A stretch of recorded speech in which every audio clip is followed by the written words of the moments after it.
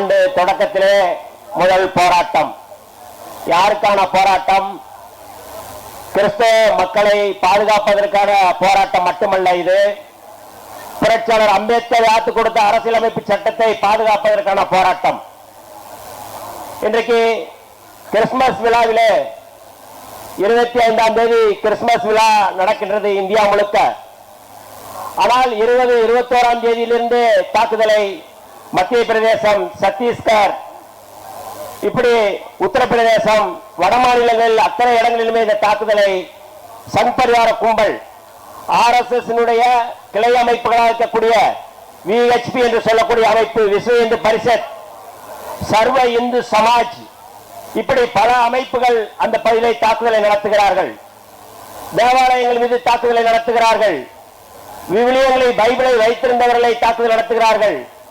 Santa Claus என்று சொல்லக்கூடிய அந்த கிறிஸ்துமஸ் தாத்தா, அந்த உடையை அணிந்தவர்களை அடித்து விரட்டுகிறார்கள். அது மட்டுமல்ல தோழர்களே, சத்தீஸ்கர் மாநிலத்திலே மதம் மாறிய ஒருவர், இந்து மதத்திலிருந்து கிறிஸ்துவ மதத்துக்கு மதம் மாறியவர், அவர் இறந்து போகின்றார். அவர் ஒரு பஞ்சாயத்து போர்டு தலைவர். அவர் அந்த இடத்திலே புதைப்பதற்கு அனுமதி இல்லை என்று சொல்லி அங்கிருக்கின்ற சர்வ இந்து சமாஜ் மூலமாக, இந்து முன்னணி மூலமாக அங்கிருப்பவர்கள் எல்லோரும் போராட்டத்தை தொடங்குகிறார்கள். அதிலே மிக மோசமான தாக்குதல் நடக்கின்றது. அப்படி நடக்கின்ற அந்த தாக்குதலை கண்டித்து கிறிஸ்துவ பாதிரிமார்கள், கிறிஸ்துவ மக்கள் எல்லோரும் போராட்டத்தை நடத்துகின்ற நேரத்தில் அவர்கள் முழு பந்தை நடத்துகிறார்கள். 24ஆம் தேதி நடத்துகிறார்கள். 24ஆம் தேதி பந்த் நடத்துகின்ற இந்து முன்னணி, அங்கிருக்கின்ற சர்வ இந்து சமாஜ் போன்ற அமைப்புகள் ஒட்டுமொத்தமாக ஆயுதங்களை காட்டி அச்சுறுத்துகின்றார்கள். இதை தடுப்பதற்கு யாரும் இல்லை. ஆனால் இந்தியாவுடைய தலைமை அமைச்சர் மோடி அவர்கள் 22ஆம் தேதி டெல்லியில் இருக்கின்ற தேவாலயத்திற்கு சென்று அங்கிருக்கின்ற சர்ச்சிலே இருந்து அவர் அங்கிருக்கின்ற பாதிரியார்களோடு உறவாடுகிறார்கள். அதிலே வெளிப்படையாக அவர்கள் அறிவிக்கிறார்கள், 10 ஆண்டுகளுக்கு பிறகு இதோ பிரதமர் ஒருவர் வந்திருக்கிறார், அந்த சர்ச்சுக்கு, தேவாலயத்துக்கு வந்திருக்கிறார் என்று அறிவிக்கிறார்கள். மிக மோசமான தாக்குதலை இந்தியா முழுக்க நடத்திவிட்டு பாவ மன்னிப்பு கேட்பவரை போல ஒன்றும் தெரியாத அப்பாவி போன்ற மோடி அவர்கள் அங்கே வந்து பிரேயர் செய்கிறார்கள். இதற்கு முன்பு ஹிஜாப் போடும் பொழுது அவர் சொன்னார், உடையை வைத்து அரசியல் செய்ய வேண்டாம் என்று சொன்னார். ஆனால் அதை வைத்துதான் அரசியல் செய்தார்கள், அதை வைத்துதான் வன்முறை செய்தார்கள், அதை வைத்துதான் கலவரம் செய்தார்கள். மாட்டுக்கறி வைத்திருப்பவர்களை அடிக்காதீர்கள், அப்படி தாக்குதல் நடத்தினீர்களால் என் மீது தாக்குதல் நடத்துங்கள் என்று சொன்னார் மோடி. அதற்கு பிறகு நிறைய தாக்குதல் நடத்துகிறார்கள்.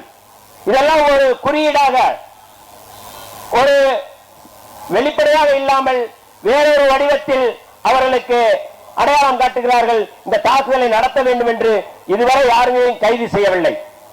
இதுவரை அவர்களை கைது செய்யாமல் சுதந்திரமாக விடுகிறார்கள். இன்றைக்கு தமிழ்நாட்டிலே இந்த தாக்குதலை கண்டித்து நம்முடைய தலைவர், மகத்தான தலைவர் எழுச்சி தமிழர் அவர்கள் இந்த போராட்டத்தை முன்னெடுத்திருக்கிறார்கள். எந்த ஒரு இயக்கமும் தமிழ்நாட்டில் சிறுபான்மை மக்களுக்கு ஆதரவாக பேசக்கூடியவர்கள் அல்லது அதை வைத்து பேசக்கூடியவர்கள் யாருமே ஒரு போராட்டத்தை நடத்தவில்லை. ஆடு மாடுகளுக்கு மாநாடு நடத்துகிறார்கள், ஆடு மாடுகளுக்கு போராட்டம் நடத்துகிறார்கள். ஆனால் கிறிஸ்தவ மக்களுக்கு போராடுவதில்லை. கிறிஸ்தவர்களும் முஸ்லீம்களும் சாத்தானுடைய பிள்ளைகள் என்று சொல்லி வெளிப்படையாக பேசுகிறார்கள். இங்கே மதவெறி அமைப்பை தூண்டுகிறார்கள், மதவெறியை தூண்டுகிறார்கள்.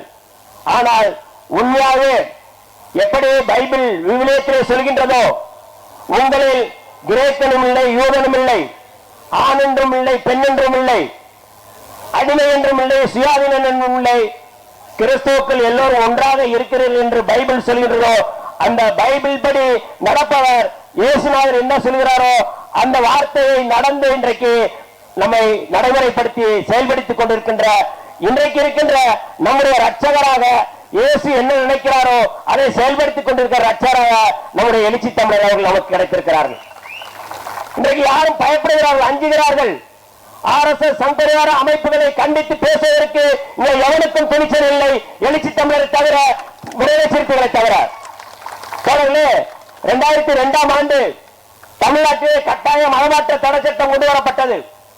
ஜெயலலிதா அம்மையார் அப்போது முதலமைச்சர் அவர்கள் ஆடு கோழி பலி தடை சட்டம், கட்டாய மதமாற்ற தடை சட்டம், விடுதலை சிறுத்தைகள் நம்முடைய தலைவர் எழுச்சி தமிழர் அவர்கள் அன்றைக்கு முதலில் போராட்டத்தில் இறங்கினார்கள். இந்த கட்டாய மதமாற்ற தடை சட்டம் முதலில் இந்தியாவிலே அறிமுகப்படுத்தியவர் அண்ணா திராவிட முன்னேற்ற கழகத்துடைய பொதுச் செயலாளர் ஜெயலலிதா அம்மையார் அவர்கள். அதற்கு எதிராக தான் சேலத்திலே இந்துத்துவ பண்பாட்டு திணிப்பு எதிர்ப்பு மாநாடு ஒன்றை முதல்வரில் நம்முடைய தலைவர் அவர்கள் முதலில் தமிழ்நாட்டுக்கு அறிமுகப்படுத்திய அந்த வார்த்தை, அந்த சொல்லாடல், இந்துத்துவ பண்பாட்டு திணிப்பு எதிர்ப்பு மாநாட்டை நடத்திய ஒரே தலைவர் நம்முடைய எழுச்சி தமிழர் அவர்கள். கட்டாய மதமாற்ற தடை சட்டத்துக்கு எதிராக இன்றைக்கு கட்டாய மதமாற்ற தடை சட்டம் இந்தியா முழுக்க கொண்டு வர வேண்டும் என்று எல்லோரும் முறையிடுகிறார்கள், பேசுகிறார்கள். திருப்பரங்குன்ற வழக்கிலே ஜி.ஆர். சாமிநாதன் உங்களுக்கு எல்லோருக்குமே தெரியும். அவர் எப்படி அங்கே போய் ஆய்வு செய்து இங்கேதான் தீபம் ஏற்ற வேண்டும் என்று அவர் தீர்ப்பு சொன்னார்கள். ஆனால் தோழர்களே, 2024 மைக்கேல்பட்டி லாவண்யா வழக்கிலே இதே ஜி.ஆர். சாமிநாதன் சொன்னார். அந்த வழக்கிலே சம்பந்தப்பட்ட லாவண்யா குடும்ப நெருக்கடியாக வெளிப்படையாக அங்கே மருந்து குடிச்சு தற்கொலை முயற்சி செய்கிறார்கள். மருத்துவமனையில் போகிறார்கள். RSS இந்து முன்னணியை சேர்ந்தவர்கள் போய் வீடியோ எடுக்கிறார்கள். அந்த வீடியோவில் குடும்ப நெருக்கடி தான் இறந்தோம் என்று சொன்னதை கட் பண்ணிவிட்டு பள்ளி நெருக்கடி போன்று அவர்கள் மார்பிங் பண்ணி அது வீடியோவை பரப்பினார்கள். அண்ணாமலை, அன்றைக்கு இருக்கின்ற பாஜகவுடைய தலைவர் அண்ணாமலை முழுக்க முழுக்க வெளிப்படையாக கட்டாய மதமாற்றம் அங்கே நடந்திருக்கிறது. அந்த பள்ளியில் நடந்திருக்கு. கிறிஸ்துவ பாதிரிமார்கள், கிறிஸ்துவ சிஸ்டர்ஸ் நடத்துற பள்ளி. அந்த பள்ளியில கட்டாய மதமாற்றம் நடந்து கொண்டிருக்கின்றது. அந்த பள்ளியை தடை செய்ய வேண்டும், அந்த பள்ளியை மூட வேண்டும், இழுத்து மூட வேண்டும் என்று அவர்கள் சாலை மறியல் செய்தார்கள். அப்பொழுதும் அப்படி எதுவும் நடக்கவில்லை. அங்கே உண்மையான விசாரணை நடக்க வேண்டும் என்று நம்முடைய தலைவர் எழுச்சி தமிழர் அவர்கள் அன்றைக்கு அறிக்கை கொடுத்தார்கள். சிபிஐ விசாரணை நடத்துங்கள் என்று சொன்னார்கள். அங்கே கட்டாய மதமாற்றம் நடத்தவில்லை. இது முழுக்க முழுக்க பாரதிய ஜனதா கட்சியினுடைய அஜெண்டா. பாரதிய ஜனதா கட்சி இங்கே சமூக பதட்டத்தை உருவாக்க முயல்கின்றது. RSS வடமாநிலங்கள் என்ன முயற்சி நடக்கிறாரோ அதே வேலை இங்கே செய்கிறார்கள் என்று நம்முடைய தலைவர் எழுச்சி தமிழர் அவர்கள் அன்றைக்கு எதிர்த்து அறிக்கை கொடுத்தார்கள். தோழர்களே, வெளிப்படையாக லாவணியனுடைய தந்தை முருகானந்தம் அவர்கள் அன்றைக்கு உயர்நீதிமன்றத்தில் வழக்கு தொடுத்தார்கள். சிபிஐ விசாரணை வேண்டும் என்று சொன்னார்கள். அந்த சிபிஐ விசாரணைக்கு உத்தரவிட்ட ஜி.ஆர். சாமிநாதன் சொன்னார்கள், மைக்கேல்பட்டி அப்படிங்கிற வார்த்தை எப்படி வந்துச்சு, அந்த ஊருக்கு எப்படி பேர் வந்தது, அதை விசாரிக்க வேண்டும். யார் சொன்னது? இந்த திருப்பரங்குன்ற வழக்குல புரட்சியாளர் அம்பேத்கர் யாத்து கொடுத்த அரசியலமைப்பு சட்டத்தை மதிக்காதவர், புரட்சியாளர் அம்பேத்கருடைய அரசியலமைப்பு சட்டத்தை மதிக்காமல் வெளிப்படையாக ஒரு சனாதன பேர்வழியாக தீர்ப்பு சொன்னவர் ஜி.ஆர். சாமிநாதன். அவர் அன்றைக்கு 24 சொன்னார், தீர்ப்பு வழிகாட்டுகிறார். சிபிஐ விசாரணை வேண்டும். ஆனால் அந்த சிபிஐ விசாரணை இந்த மைக்கேல்பட்டி எப்படி வந்தது, எப்படி கட்டாய மதமாற்றம் நடக்கின்றது, கட்டாய மதமாற்ற தடை சட்டம் வேண்டுமா வேண்டாமா என்பது குறித்து விவாதிக்க வேண்டும் என்று சொல்கிறார்கள். கே. பாலச்சந்திரனுடைய கல்யாண அகதிகளை அவர் சொல்கிறார், குறிப்பிடுகிறார். சினிமா பார்த்திருக்கார் நிறைய. இவரை எல்லாம் அவர் வழிகாட்டுகிறார்கள். தோழர்களே, சிபிஐ விசாரணை நடந்தது. அந்த சிபிஐ விசாரணை சொன்னது இங்கே கட்டாய மதமாற்றம் எதுவும் நடக்கவில்லை என்று சிபிஐ விசாரணை அறிக்கை தாக்கல் செய்தது உயர்நீதிமன்றம். அந்த வழக்கிலே அருட் சகோதரி மேரி அவர்களை விடுதலை செய்துவிட்டு இந்த பள்ளியிலே முழுமையாக கட்டாய மதமாற்றம் நடக்கவே இல்லை என்று தீர்ப்பு சொன்னது. ஜி.ஆர். சாமிநாதனுடைய ஆசையை அன்றைக்கு மண்ணே தூக்கி போட்டது. எழுச்சி தமிழர்களுக்கு முன்பாக சொன்னார்கள், சிபிஐ விசாரணைக்கு முன்பாக சொன்னார் அங்கே கட்டாய மதமாற்றம் நடக்கவில்லை என்று சொன்னது. அதுதான் உயர்நீதிமன்றத்திலே சொன்னார்கள். இப்படி ஜி.ஆர். சாமிநாதன் போன்றவர்கள் ஒரு பக்கமாக நின்று புரட்சியாளர் அம்பேத்கர் யாத்து கொடுத்த அரசியலமைப்பு சட்டத்தை மதிக்காமல் இன்றைக்கு வன்முறையை கலவரத்தை தூண்டுகின்ற வகையிலே அவர் தீர்ப்பளிக்கிறார்கள். அதற்கு முன்பு அவர் கரூரில் அந்த தீர்ப்பில் சொல்கிறார், எச்சிலை, அதை பார்ப்பனர்கள் சாப்பிட்ட எச்சிலையில பார்ப்பனர் அல்லாத இந்துக்கள் உருளலாம் என்று தீர்ப்பு சொன்னார். வெளிப்படையாக சொன்னார்கள். அதையும் கண்டித்தவர் நம்முடைய தலைவர் எழுச்சி தமிழர் அவர்கள். எல்லா தீர்ப்புகளையும் நீ கட்டாய நீங்க நீதிமன்ற அவமதிப்பு வழக்கு வேண்டுமானால் போட்டுக் கொள்ளுங்க, அதை பற்றி கவலை இல்லை. ஆனால் ஜி.ஆர். சாமிநாதனுடைய வழக்கு, அந்த வழக்கிலே கொடுத்த தீர்ப்பு என்பது தவறு சொன்ன நம்முடைய தலைவர் எழுச்சி தமிழர் அவர்கள் புரட்சியாளருடைய தொடர்ச்சியாக அந்த தீர்ப்பை அவர்கள் தொடர்ந்து விமர்சித்து வந்தார். சங்கி சாமிநாதன் என்று தமிழ்நாட்டிலே வெளிப்படையாக விமர்சித்தவர் நம்முடைய தலைவர் எழுச்சி தமிழர். யாராவது பேசுறதுக்கு திராணி இருக்குதா? நீ RSS மேல நின்று விஜில் அமைப்புல நின்றுகிட்டு பாரதியாருடைய புகழை பாட்டு பெரியாரை நீங்க விமர்சனம் செய்றீங்க. சரியா? அங்க நின்றுட்டு பேசுறதுக்கு என்ன இருக்கு? நீங்க கிறிஸ்தவர்களை, முஸ்லிம்களை சாத்தானுடைய பிள்ளை என்று சொல்லிவிட்டு தந்தை பெரியார் அவர்களை கொச்சைப்படுத்துவதற்காக RSS பாரதி மேடையில பேசுவது. வெளிப்படையாக அங்கே நின்று கொண்டு முழு சங்கியாக மாறிவிட்டார். யாரு?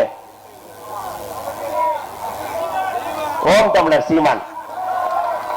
வெளிப்படையாக வேதம், அதாவது வேதம் உடையது இந்த நாடு, நல்ல வீரர் பிறந்தது இந்த நாடு, சேதமில்லாத இந்துஸ்தான், இதை தெய்வம் என்று கும்பிடடி பாப்பா என்று பாரதி சொன்னார். ஆனால் தனித்தமிழ்நாடு தான் என்னுடைய தீர்வு என்று சொன்னார் தந்தை பெரியார் அவர்கள். இந்துஸ்தான் வேணும் என்று சொன்ன பாரதி உனக்கு வேண்டும், தனித்தமிழ்நாடு கோரிக்கையை முன்வைத்த தந்தை பெரியாரை நீ அவமதிப்பார். அப்படி கண்டிக்கும் போது நம்முடைய தலைவர் எழுச்சி தமிழர் அவர்கள் திருப்பரங்குன்றத்தில் பேசும்போது சொன்னார்கள், நம்முடைய சீமானும் விஜயும் RSS பெற்றெடுத்த பிள்ளைகள் என்று சொன்னார். அதற்கு பதில் சொல்ல முடியவில்லை. இப்பொழுது சொல்லுகிறார், எனக்கு தந்தை பெரியார் அண்ணன் திருமாவளவன் அவர்கள் தான் சொல்லி சொல்றார். அடி அப்படி அடி. விடுதலை சிறுத்தைகள் எவனுக்கும் அஞ்ச மாட்டோம். புரட்சியாளர் அம்பேத்கர் ஆற்றுக் கொடுத்த அரசியலமைப்பு சட்டம் இருக்கின்றது. அதை பாதுகாக்கக்கூடிய மகத்தான தலைவர் எழுச்சி தமிழர் அவர்கள் இருக்கிறார்கள். இன்னைக்கு 234 மாவட்ட செயலாளர்கள் அத்தனை பேரும் சனாதன எதிர்ப்பு கள தளபதிகள் நம்முடைய தலைவர்கள் போட்டிருக்கிறார்கள். இன்றைக்கு தமிழ்நாட்டிலே இந்திய அரசியலிலே 234 மாவட்ட செயலாளர் இருக்கின்ற ஒரே கட்சி விடுதலை சிறுத்தைகள் கட்சியாகத்தான் இருக்க முடியும்.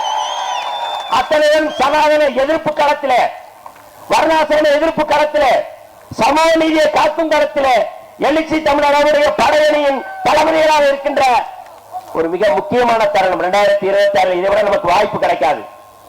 எத்தனை அமைப்புகள் எத்தனை பேர் வந்தாலும் சரி, இன்றைக்கு எல்லாரும் அஞ்சிக் கொண்டிருக்கிற வேளையில நாங்கள் தேர்தலில் நின்றாலும் சரி, தேர்தலில் தோற்றாலும் சரி, நாங்கள் பின்வாங்க மாட்டோம். யாரை எதிர்ப்பதில், RSS சங்பரிவார அமைப்புகளை எதிர்ப்பதில் நாங்கள் பின்வாங்க மாட்டோம். இந்த களத்திலே செத்து மடிவதை தவிர ஒருவரும் RSS உடைய கைக்கூலிகளாக, RSS உடைய பிள்ளைகளாக இருக்க மாட்டோம். நாங்கள் அம்பேத்கருடைய பிள்ளைகள். அந்த அடிப்படையில் இன்றைக்கு புரட்சியாளர் அம்பேத்கருடைய அந்த அரசியலமைப்பு சட்டத்தை பாதுகாக்கின்ற வகையிலே, சிறுபான்மை மக்களை பாதுகாக்கின்ற வகையிலே இன்று நம்மை வழிநடத்துகின்ற எழுச்சி தமிழருடைய தலைமையிலே நாம் தொடர்ந்து களமாடுவோம். புரட்சியாளர் அம்பேத்கர் அவர்கள் சொன்னார்கள், இந்தியாவில் சிறுபான்மை மக்களுடைய உரிமைகள் பறிக்கப்பட்டால், சிறுபான்மை மக்கள் அச்சுறுத்தப்பட்டால் இந்தியாவில் ஒரு சிவில் வார் உருவாகும் என்பதை தவிர வேறு வழி இல்லை என்று சொன்னால், புரட்சியாளர் அம்பேத்கர் அவர்கள் நாம் இந்த அரசியலமைப்பு சட்டத்தை பாதுகாப்பதில் முழுமையாக எழுச்சி தமிழருடைய கரத்தை நாம் வலுப்படுத்துவோம். எந்த பொறுப்பானாலும் இருக்கலாம், எந்த பொறுப்பானாலும் இன்னைக்கு நான் துணை பொதுச் செயலாளர் இருக்க, நாளைக்கு எது வேணாலும் இல்லாம இருக்கலாம். ஆனால் விடுதலை சிறுத்தை என்கின்ற பதவி பொறுப்பு நிரந்தரமானது. அதுதான் நமக்கு அடையாளம். அதுதான் நம்மை இன்றைக்கு நிமிர்ந்து நிற்க வைக்கக்கூடிய ஒரு அடையாளமாக இருக்கின்றது. நாம் எழுச்சி தமிழருடைய தலைமையிலே தொடர்ந்து களமாடுவோம். சனாதனத்தை வேற இருக்கும் இந்த களத்தில் நாம் சமரசம் இல்லாமல் களமாடுவோம் என்று சொல்லி வாய்ப்புக்கு நன்றி கூறி விடைபெறுகிறேன். நன்றி, வணக்கம்.